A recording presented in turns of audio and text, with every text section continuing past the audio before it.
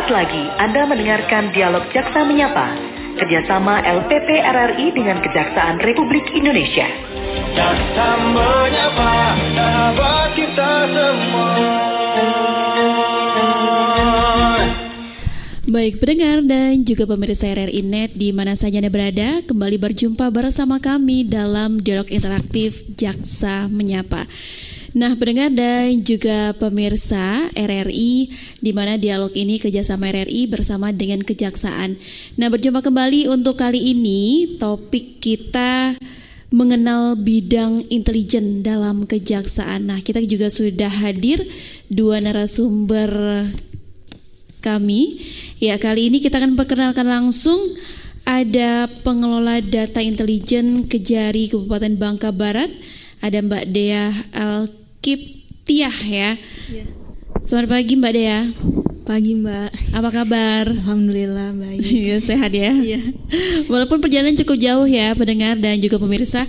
Kemudian juga didampingi narasumber analis penuntutan calon yang juga ya calon ajun Jaksa Madya Kejaksaan Negeri Bangka Barat.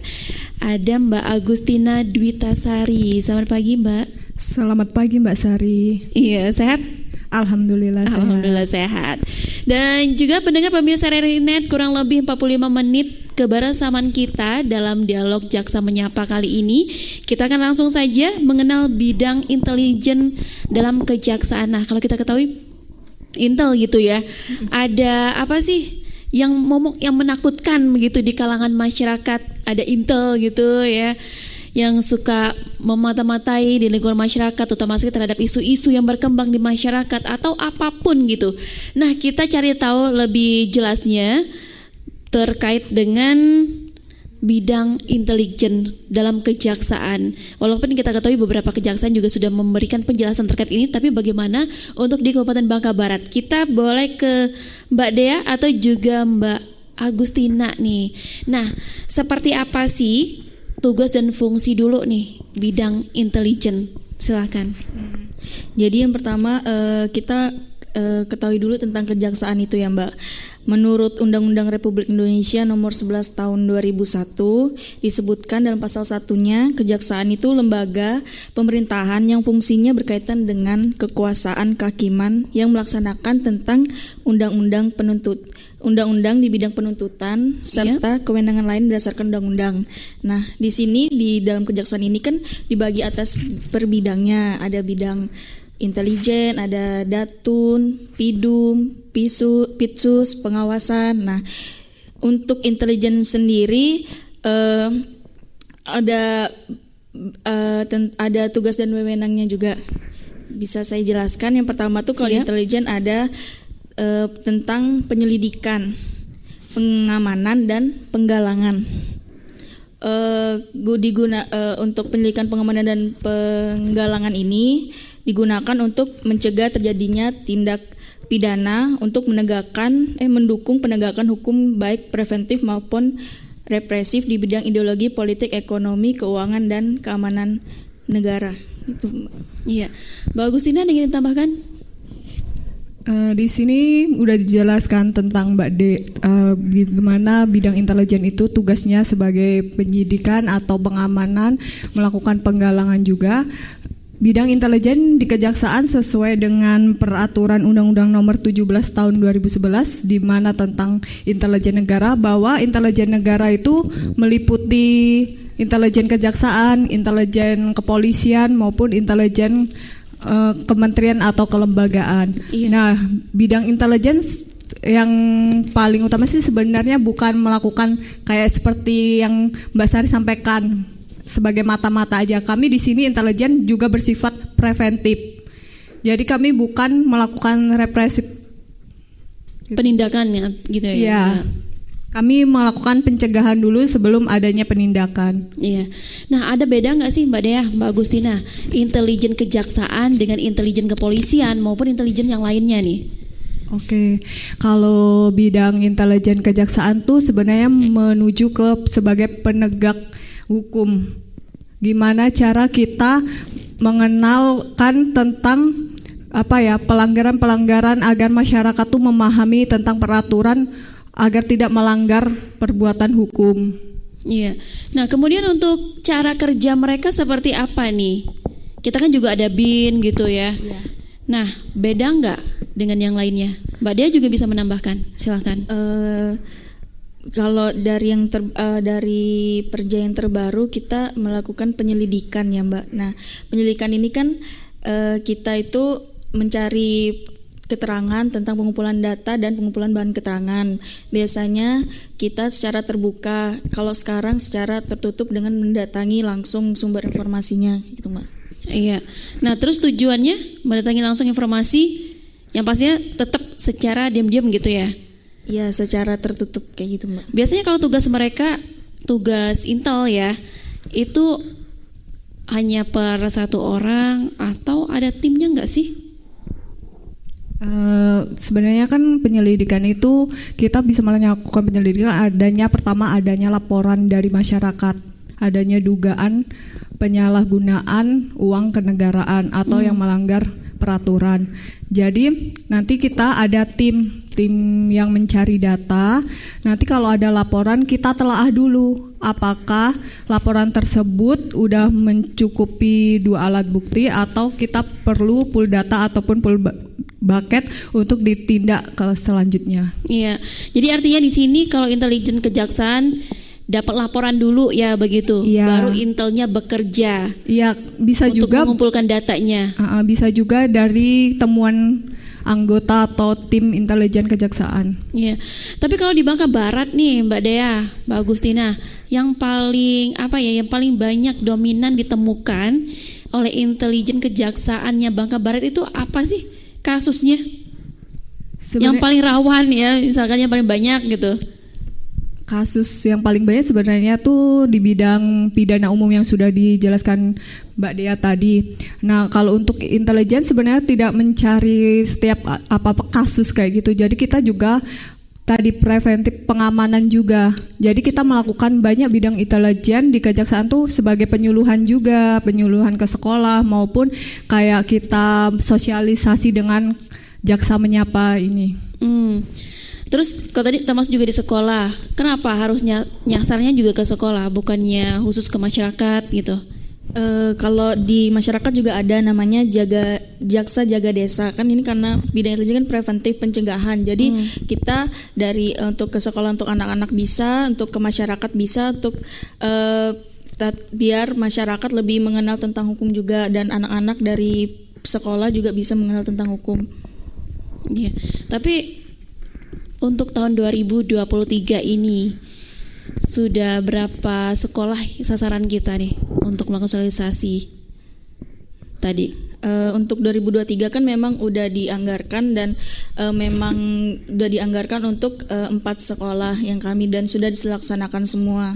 Sekolah mana aja Mbak Dea? Kalau kami kan di Bangka Barat ya Mbak. Kalau di Bangka Barat itu yang pertama tuh ada di MAN 1 Bangka Barat, kemudian ada di SMA Negeri 1 Tempilang, kemudian ada di SMP 3 Air Gantang, sama di SMK 1 Muntok yang terakhir. Iya.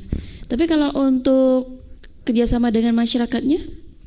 Kalau untuk masyarakat di jaksa jaga desa, ini biasanya kami tentang penerangan hukum. Jadi kan memberikan tentang materi kepada para aparat-aparat desa. Itu udah ada. Kalau kami kemarin yang terakhir tuh di Tempilang, kemudian ada di Jebus, di Mentok juga ada gitu Mbak. Keliling juga Mbak. Keliling ya? Iya. Untuk melakukan sosialisasinya. Mbak Agustina ada yang ditambahkan Mbak? Dengan adanya sosialisasi sebenarnya kita bukan hanya kita mau datang ke desa ataupun ke sekolah, pihak desa maupun pihak sekolah bisa datang ke kantor mengajukan untuk kita sebagai narasumber untuk penyuluhan hukum maupun penyuluhan hukum di sekolahan, memberikan sosialisasi bagi siswa biar mengetahui tentang peraturan seperti kayak penggunaan helm, lalu lintas maupun kenakalan remaja. Di desa pun kita mengasih penyuluhan tentang biar agar perangkat desa maupun kepala desa mengetahui tentang cara mengelola dana desa agar tidak melanggar peraturan. Iya, artinya ini upaya preventif gitu ya, lebih kita kedepankan tadi kan. Tapi dari hasil nih yang sudah kita lakukan di lapangan, nah seperti apa sih ada nggak kira-kira dampaknya begitu terhadap pengurangan aksi-aksi yang mengarah kepada pelanggaran? Dampaknya pasti ada ya Mbak, karena sebelumnya kan kalau siswa belum mengetahui tentang aturan, mereka kayak menggunakan narkotika. Kadang kan siswa juga hanya dikasih nih makanan, disuruh mencoba, dia nggak tahu peraturan bahwa itu narkotika, dan narkotika itu bisa dikenakan suatu yang perbuatan melanggar hukum. Nah, maupun di desa juga sekarang semenjak ada program dari intelijen dengan kegiatan jaga desa, jadi kepala desa maupun perangkat desa mengetahui ini aturan kegunaan pengelolaan dana desa yang harusnya tepat sasaran ataupun tepat waktu atau sesuai peraturan agar tidak melanggar hukum. Iya, tapi Mbak Agustina, ini yang apa sih, ada kasus-kasus gitu nggak? Atau semua kasus nih menjadi bisa diakomodir oleh intelijen kejaksaan, atau juga ada kasus-kasus tertentu saja?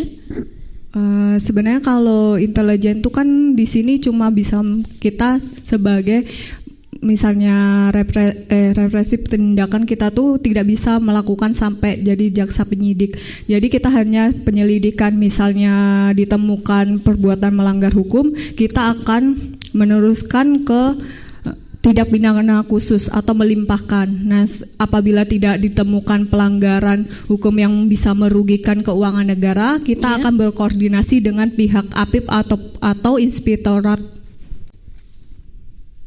Itu ya. Iya. Jadi kerjasama yang dilakukan termasuk juga inspektor. Tapi sejauh ini, atau Mbak Dea sebelumnya ada yang ditambahkan dulu, Mbak Dea? Enggak, sama Mbak. Sama ya. Tapi sejauh ini Mbak Dea, Mbak Agustin, dari hasil kerja yang dilakukan oleh intelijen di lapangan, ada kendala nggak sih dalam mengumpulkan data-data atau juga tindak lanjut terhadap informasi-informasi ini yang diterima oleh kejaksaan? Untuk selama kami bertugas di bidang intelijen ini emang belum ada kendala yang berarti, paling menuju ke tempat lokasinya yang kadang memang agak jauh kan, karena kita kan langsung turun ke lapangan mengecek benar nggak kalau itu tuh ada pelanggaran atau enggak, cari-cari tentang pengumpulan data sama pengumpulan keterangannya juga gitu Mbak. Iya, Mbak Agustin? Mungkin kendalanya kita harus mencari dua alat bukti. Kita kan menentukan itu ada perbuatan melanggar hukum, harus ada dua alat bukti. Nah, banyak tantangan intervensi untuk mencari alat bukti. Alat bukti kan bisa kita dapatkan dari keterangan saksi, keterangan ahli maupun keterangan terdakwa, petunjuk, dan surat. Jadi kita masyarakat tuh banyak masih ragu melaporkan bahwa si A ada melakukan kerugian negara. Jadi intervensi-intervensi tersebut itu yang menjadi hambatan dari bidang intelijen, kurangnya laporan dari masyarakat tentang adanya kerugian uang negara. Iya, berarti masyarakat yang kurang melaporkan begitu. Nah, apa nih upaya yang kita lakukan sendiri ketika pelaporan itu kan cukup penting nih sebagai bukti-bukti. Terus ada nggak tindak lanjut yang nanti akan dilakukan, solusi apa yang bisa dilakukan juga oleh Intel nih? Nah, makanya dari itu kami ada program penerangan hukum sama program jaga desa kan dari penerangan hukum itu juga dibahas tentang kalau misalnya masyarakat menemukan temuan-temuan yang ada di sekitarnya bisa dilaporkan ke kejaksaan, atau mereka menanyakan tentang pengelolaan keuangannya atau pengelolaan yang lainnya yang masih ragu, bisa ke kejaksaan untuk konsultasi, jangan takut hukum gitu. Iya, tapi kalau untuk di Bangka Barat sendiri nih Mbak, ada berapa banyak sih petugas Intel? Kalau di kami sendiri tuh yang pertama ada kepala seksinya 1, terus ada jaksa fungsionalnya, terus ada penata komputer sama staf Intelnya 3, jaksa 1 sama kasihnya 1 gitu, 5. Artinya ini nggak khusus gitu ya? Nggak ditugaskan khusus Intelnya itu nggak ya? Enggak sih Mbak, karena kita tuh di kejaksaan tuh bisa belajar semua bidang. Misalnya kayak saya kan masih harus banyak belajar nih karena masih calon jaksa, belum jaksa. Jadi saya masih di rolling nih. Dulunya saya masuk di bidang pidum, dan 1 tahun kemudian saya dapat sprint untuk belajar di bidang intelijen. Jadi apa yang dibutuhkan di bidang tersebut ada kekosongan, maka atasan bisa memberi saran untuk pindah ke bidang tersebut. Iya, tapi kalau masyarakat tadi kan sulitnya itu ya, masyarakat yang nggak memberikan informasi secara lengkap. Nah itu gimana nih, ketika memang kondisinya seperti itu? Kira-kira apa sih kinerja kita itu bisa teruskan atau enggak? Sebenarnya Menghambat enggak? Enggak menghambat sih, tidak ya Mbak, karena mungkin masyarakat juga ragu ataupun takut untuk melaporkan.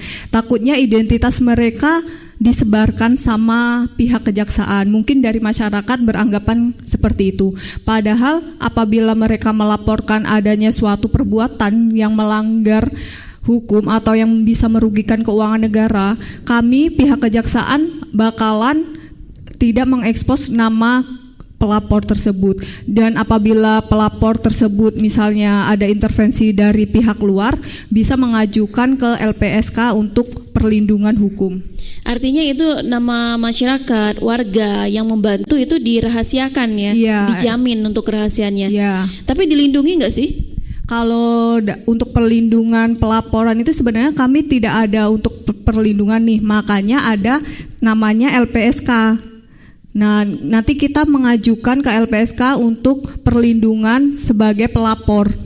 Nanti setiap tahapan persidangan atau tahapan penyidikan mereka akan dilindungi LPSK tersebut. LPSK itu kepanjangannya apa nih Mbak? Lembaga Perlindungan Saksi dan Korban. Iya, artinya itu ya. Jadi masyarakat nggak perlu takut, nggak perlu khawatir ketika adanya petugas-petugas intel kejaksaan yang membutuhkan informasi ataupun data-data. Nah, biasanya datanya itu sampai kemana sih? Biasanya kan ada yang rahasia betul begitu. Masyarakat juga takut, apalagi perangkat-perangkat ya biasanya yang paling takut ke masyarakat sih. Bolehlah apa aja yang ada tuh biasanya kan secara nggak langsung itu langsung diinformasikan, disampaikan. Nah, biasanya yang lebih yang lebih takut itu kadang di perangkat-perangkat desa atau perangkat daerahnya. Nah itu gimana? Ada identitas khusus nggak nih yang dipegang oleh pihak kejaksaan? Sebenarnya kalau identitas khusus untuk pihak desa pun tidak ada ya Mbak. Misalnya pihak desa, sebenarnya kami itu bidang intelijen kejaksaan tidak selalu melakukan penindakan terus. Sebenarnya mereka perangkat desa maupun kepala desa bisa minta berkoordinasi gitu tentang gimana sih cara mengolah dana desa, gimana sih penggunaan apa aja yang bisa tidak melanggar hukum gitu. Iya, itu yang preventifnya ya tadi ya, Iya. sekaligus juga artinya ini pendampingan juga dilakukan oleh Intel. Iya. Jadi Intel itu nggak melulu cari bahan-bahan gitu ya. Iya, tidak melulu kayak menyalahkan orang tuh. Kebanyakan kan mau curhat ke bidang Intel takut Iya. kayak gitu. Sebenarnya kita juga mempunyai solusi-solusi, misalnya apabila bisa dikembalikan ke negara, kita akan menyarankan tersebut. Iya, artinya ada alternatif gitu ya. Iya.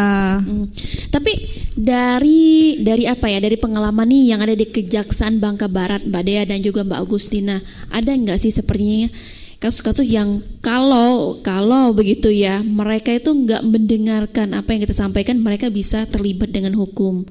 Artinya apa yang kita lakukan, pendampingan, upaya preventif dan juga kinerja dari Intel kita itu berhasil begitu untuk mencegah terjadinya tindak pidana korupsi dan sebagainya ini Mbak. Ada nggak kira-kira pengalaman yang ditangani oleh Kejaksaan Bangka Barat?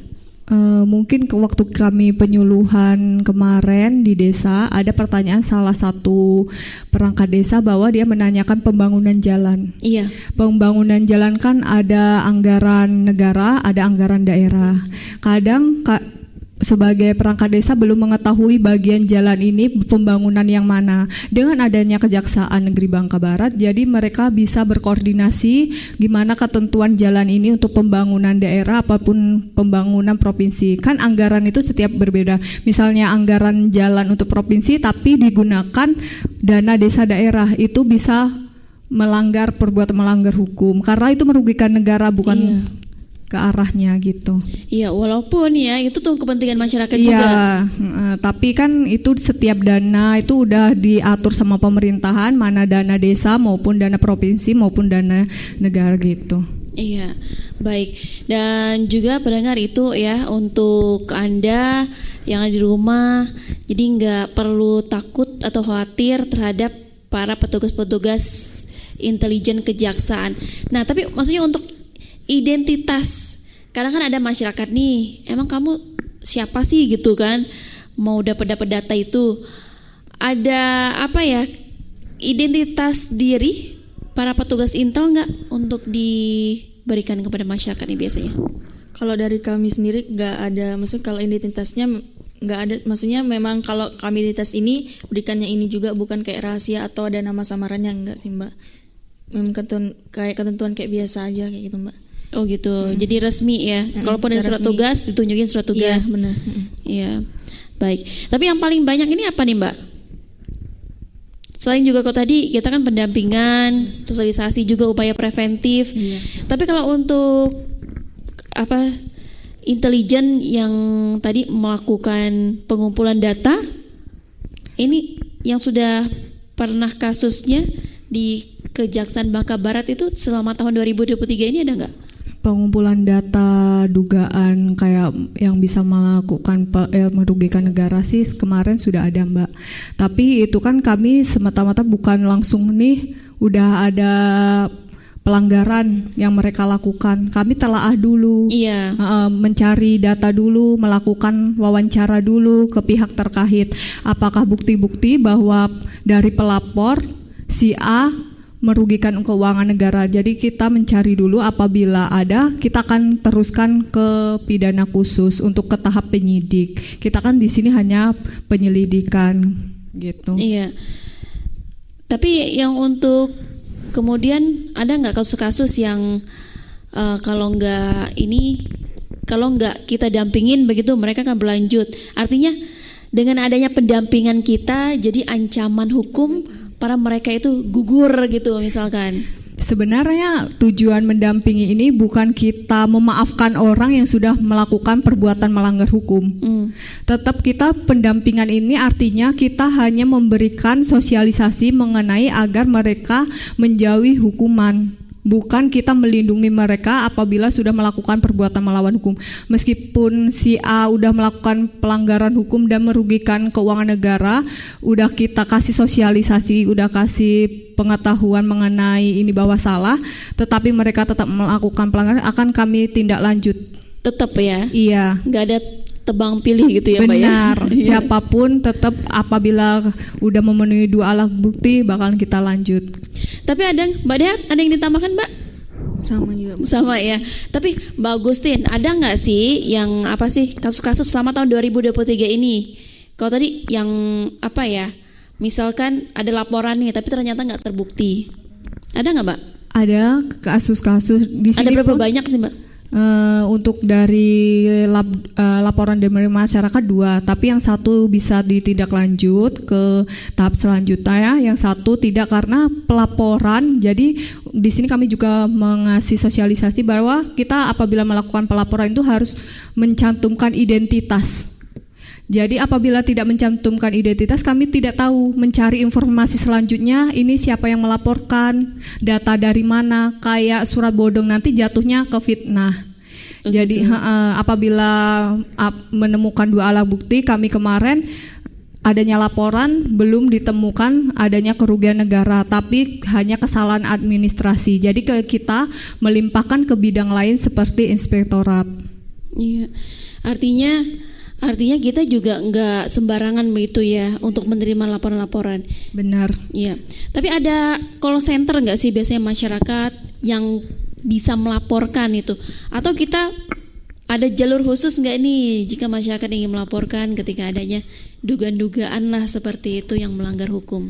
Untuk di Kejaksaan Negeri Bangka Barat kita ada call centernya sendiri, terus kita juga ada di media sosialnya di Instagram, terus ada di websitenya, atau bisa datang langsung ke Kejaksaan Negeri Bangka Barat untuk membuat laporan pengaduan. Kalau misalnya ke call centernya bisa kami tindak lanjuti, kan jika mereka menelpon kami bisa lanjutinya juga dari pengaduan yang mereka sampaikan. Iya, Mbak Agustin? Mungkin adanya sering memantau web dari Kejaksaan Negeri Bangka Barat maupun Instagram Kejaksaan Negeri Bangka Barat. Di situ ada nomor hotline untuk maupun SMS maupun WA, laporan bakalan diproses. Yang penting mencantumkan identitas untuk kami menindaklanjuti laporan tersebut. Ya, artinya harus jelas begitu ya. Masyarakat atau warga atau siapapun yang ingin melaporkan, itu tadi identitas diri, kemudian juga bukti-bukti beserta alat buktinya itu harus disampaikan. Minimal ada bukti agar kita bisa menelaah ini apakah sudah ada perbuatan melawan hukum atau kita harus banyak memerlukan pool data, pool bucket kayak gitu. Iya, tapi selain itu kan yang merugikan keuangan ini, yang berhubungan dengan keuangan, artinya dugaan tindak pidana korupsi. Nah, kasus-kasus lainnya ada nggak, Mbak, yang kita terima juga hasil laporan dari masyarakat yang juga harus kita lakukan penyelidikan? Kasus kalau di bidang intelijen tuh berfokus ke tindak pidana korupsi ya Mbak. Kalau untuk kasus yang misalnya pencurian, pembunuhan, penggelapan dan lain sebagainya itu kita kejaksaan bukan sebagai penyelidik tapi sebagai jaksa penuntut umum. Nanti di situ kita sebagai jaksa penuntut umum, pelaporan itu bukan dari kita tapi dari pihak kepolisian. Iya. Ya, pihak kepolisian nanti mengirimkan berkas, ada penunjukan jaksa. Kita sebagai jaksa umum, jaksa penuntut umum sebelum diterbitkannya P21, kita hanya mengawasi pelaporan tersebut, perkembangan berkas perkara tersebut agar ditindak ke pengadilan kayak gitu. Iya, artinya ada perbedaan lah begitu ya. Jadi kalau tadi pengumpulan data terhadap kasus pidana korupsi gitu, yang intel ini ya. Mbak Dea ingin tambahkan ini Mbak? Paling kalau buat di intelnya untuk di bidang misalnya kan ada kasus yang menarik perhatian masyarakat yang kemarin Mbak, ada tindak pidana pembunuhan yang anak kecil itu. Nah itu paling intelijennya itu ada di bidang pengamanan pada saat persidangannya, pada saat tahap 2-nya berlangsung untuk mencegah terjadinya ancaman gangguan ancaman gangguan, hambatan dan tantangan pada saat persidangan kepada jaksanya atau kepada keluarganya yang tidak terima sama hasil dari sidang gitu Mbak. Iya, tapi nyatanya aman-aman aja gitu ya. Aman-aman aja. Sudah diantisipasi dengan cepat nih oleh tim kejaksaan. Baik, dan juga ya nampaknya waktu kita juga sudah tidak lama lagi ya.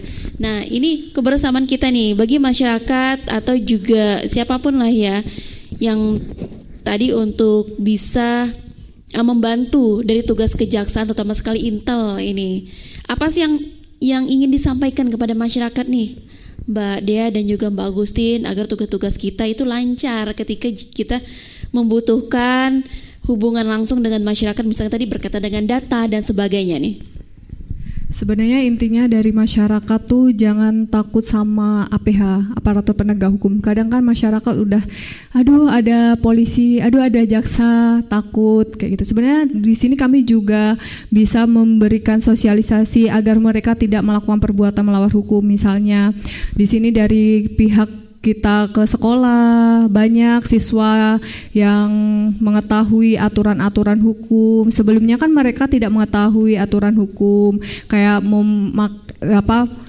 kita melakukan lalu lintas tidak harus pakai helm, harus mempunyai SIM. Jadi siswa tersebut dengan adanya penyuluhan dari pihak kejaksaan sangat membantu gitu. Dari pihak desa pun dulunya belum pernah, sebelum adanya program jaksa desa, pihak perangkat desa maupun kepala desa tuh takut dengan kejaksaan. Iya. Jadi di sini biar kami juga memahami perangkat desa apabila membutuhkan penyuluhan hukum, kami juga bisa memberikan dengan permohonan dari pihak desa. Tidak semata-mata kami mengajukan ke pihak desa maupun ke dinas pendidikan untuk melakukan penyuluhan. Iya, artinya kita siap gitu ya. Iya. Ya, Mbak Dea silakan Mbak. Kira-kira apa nih disampaikan kepada masyarakat juga agar kinerja kita bisa lancar nih di lapangan? Untuk pada masyarakat kalau memang menemukan ada pelanggaran di sekitar bisa melaporkan ke kejaksaan atau ke call center kami, akan kami bantu dan akan kami tindak lanjuti sesuai dengan pelaporannya. Iya, tapi banyak nggak tadi hasil laporan kita per tahun ini, ada nggak sih Mbak datanya Mbak? Berapa banyak gitu misalkan?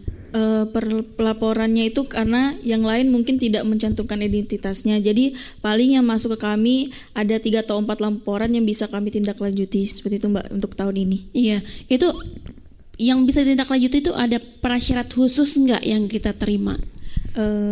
Persyarat khusus sebenarnya kan pertama pelapor itu mencantumkan identitas. Jadi setelah pelapor mencantumkan identitas, nanti kami sebagai tim intelijen akan melakukan telaah apakah pelaporan tersebut mengandung pelanggaran hukum yang diatur sesuai undang-undang atau sudah melakukan kerugian negara atau belum. Apabila dari telaah maupun puldata pulbaket kami tidak ditemukan PMH maupun kerugian negara, maka akan dihentikan. Iya, baik. Mbak Dea? Ya, sama Mbak. Iya, baik. Dan juga pendengar itu barangkali ya masih ada yang ingin disampaikan kembali kepada masyarakat kita berkaitan dengan mengenal bidang intelijen dalam kejaksaan, Mbak Agustin? Sebenarnya bidang intelijen tuh tupoksinya banyak banget ya Mbak. Misalnya kayak Mbak Dea ini ahlinya pembuatan Lapinhar sama Lapinsus. Tiap hari kami harus melaporkan apa kegiatan yang ada di Bangka Barat, melaporkan adanya ancaman, gangguan, hambatan atau tantangan atau keamanan. Kita juga melakukan keamanan pimpinan SDO maupun berkas. Di sini jadi tupoksi intelijen apalagi menjelang pemilihan tahun 2024. Iya. Kita juga mengadakan posko pemilu. Mungkin posko pemilu akan dijelaskan lebih lanjut ke Mbak Dea. Iya. Silakan Mbak Dea. Jadi posko pemilu kan memang dibentuk sesuai dengan arahan dari Jaksa Agung tentang pembentukan posko pemilu.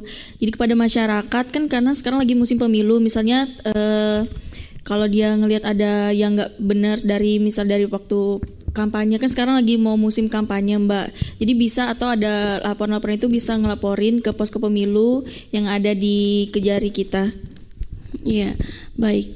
Dan juga iya, terima kasih Mbak Agustin dan juga Mbak Dea.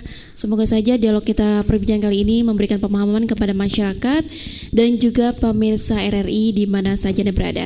Baik pendengar, demikian untuk dialog kita Jaksa Menyapa berkaitan dengan mengenal bidang intelijen dalam kejaksaan bersama pengelola data intelijen Kejari Bangka Barat Dea Alkiptia dan juga analis penuntutan atau juga calon ajun Jaksa Madya Kejari Kejaksaan Negeri Bangka Barat Agustina Dwitasari. Kami kerabat kerja bertugas mengucapkan selamat pagi dan sampai jumpa.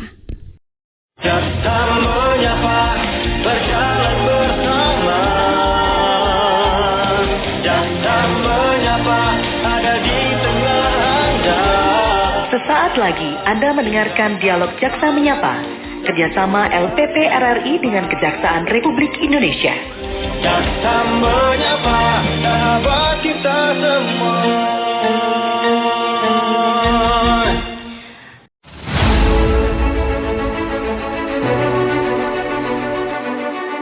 Hukum itu bukan menakutkan.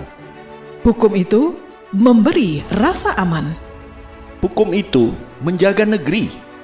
Begitu pula kejaksaan hadir di Republik Indonesia.